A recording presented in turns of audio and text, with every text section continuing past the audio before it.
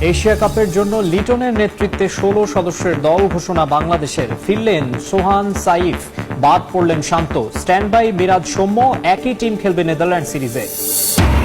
BCB নির্বাচন ঘিরে সরগরম ক্রিকেটাঙ্গন। রোববার একসঙ্গে বসতে যাচ্ছে ঢাকার সব ক্লাব। বিসিবি পরিচালক মাহবুব আনামকে ভোটের মাঠে ফেরানোর আশা। নারী ওয়ানডে বিশ্বকাপের ভেন্যু বদল করল আইসিসি। গ্রুপ পর্বে শ্রীলঙ্কা সফরের ঝক্কি পোহাতে হবে না জ্যোতিদের। ৩ ম্যাচই ভারতে।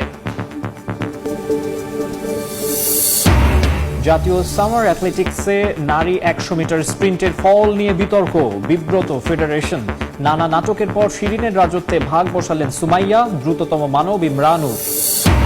এবং অনূর্ধ্ব-১৭ নারী সাফে শিরোপার রেসে পিছিয়ে বাংলাদেশ। ভুটানে বিগ ম্যাচে ভারতের বিপক্ষে ২-০ গোলে হারল ইয়ারজান অর্পিতারা।